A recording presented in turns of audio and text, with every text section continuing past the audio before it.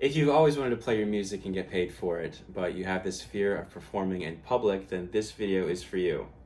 Hi, I'm Chris Ekblom. I help musicians turn your hobby of playing music into a paid profession. And in this video, we are going to talk about some tips and tricks that I've learned over the past 10 years of performing that I want to pass along to you that help you become a more confident performer and help you overcome that fear of performing for strangers, getting out there and performing in public. So if that sounds like a great idea, stick around.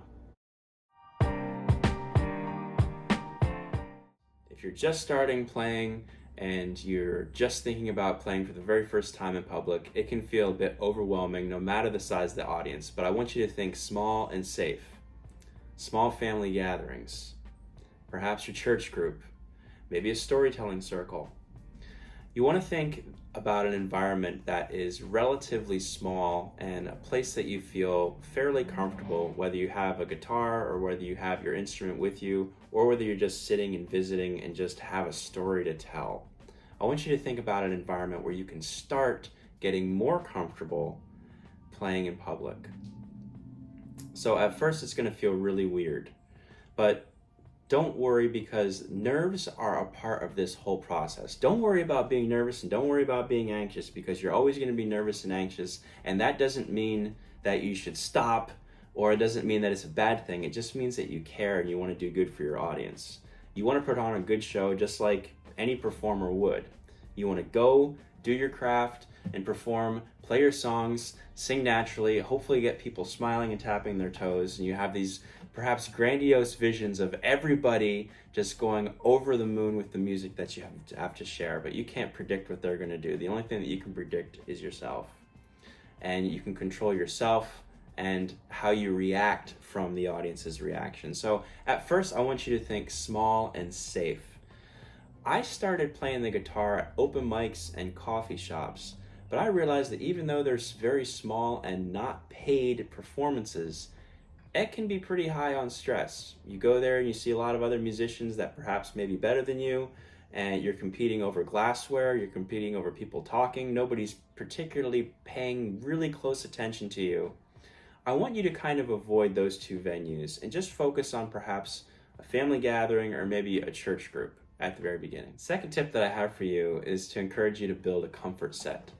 A comfort set are songs that you can play almost in your sleep. You've just been playing them for so long. Maybe you have a set of 3 to 5 songs that you've always been playing and you've got them polished to a T and you know exactly how to play them almost under any circumstance.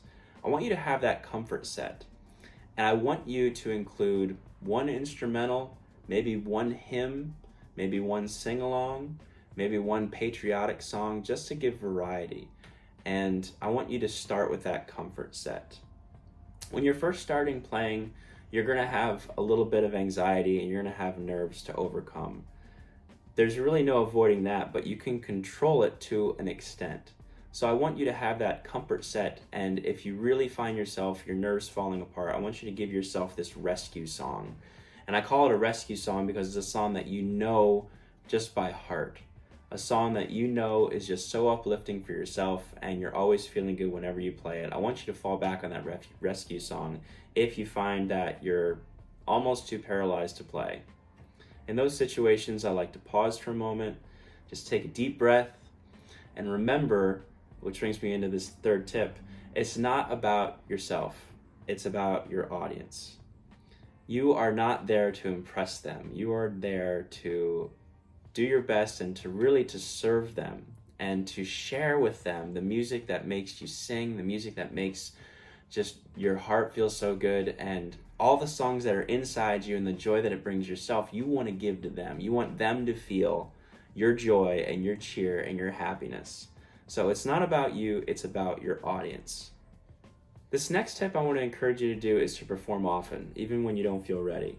You may not have your songs perfect, you may not know all the lyrics to all the verses of all your songs, but I want to encourage you to go out and play anyways, because the more that you perform, the more confidence you're going to develop in your style, the more you're going to realize, hey, my audience likes this song, or this one didn't go over too well, or oh, I need to practice this one a little bit more. Try many different venues. Play for one group at your church, play for a storytelling circle, play for a Toastmasters meeting. Play as often as you can for friends and family, and to just get used to playing and performing. Finally, this last tip I want to share with you is to rehearse, but do something called a practice performance, not necessarily just a rehearsal. I want you to do a practice performance. What that means is I want you to put on your gig clothes, I want you to get your set list in front of you, and I want you to act as if this is an actual paid performance while you're rehearsing your songs. Think about a person, an ideal audience that you want to play or sing to, and keep in mind that they're right in front of you. Maybe have a photograph in front of you, and just play and perhaps even record yourself in this style. That puts on a little bit of pressure on yourself, but it doesn't give you the full-fledged gig experience. If you have your camera recording you and you're going through your song list, you're in your gig clothes, and perhaps those nerves start to flare up just a little bit, I want you to just get used to getting yourself out there. Become more vulnerable. Give yourself those nerves and anxieties to deal with on the spot in the middle of the song, and you will find ways while you're playing to get to that next chord, or to remember that next song, or remember that next lyric. Finally, I want to share with you some do's and don'ts while you're just getting started doing shows and performances. Here's one of the big don'ts. Don't eat a big meal before you start to play. That may seem obvious, but if your stomach is full of food, you may have a tendency to burp, or your energy may be going to your stomach and you may get a cramp, or you may sit a certain way and you may have to do other things. It's just not a good idea to eat a big meal before you start to play. Another don't is don't drink any energy drinks while you're performing or before the performance. Because I've found through experience that if I pound a Red Bull before the performance, I tend to sweat more profusely. I tend to sweat all the time. Which brings me into my list of do's.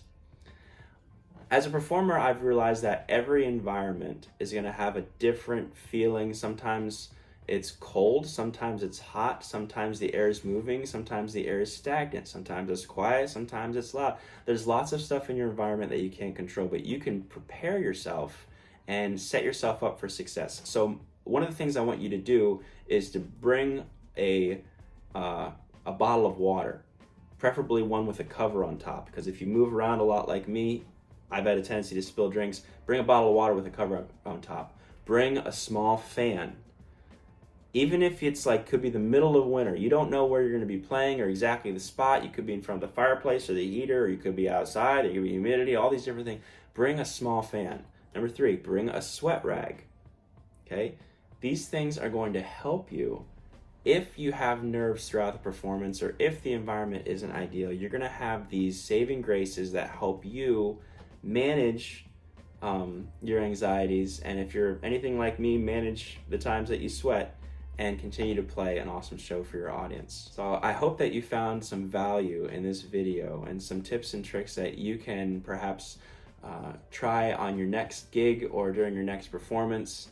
And as you get ready to set your first paid gig, I just want to encourage you and say you are ready right now. Don't worry about what you're going to sound like or what songs you're going to play. Don't put too much thought into, perfecting everything, because you want to share love and you want to shine love and light on your audience. So get out there, share your music with the world, make everybody happy, and I'll see you in the next video.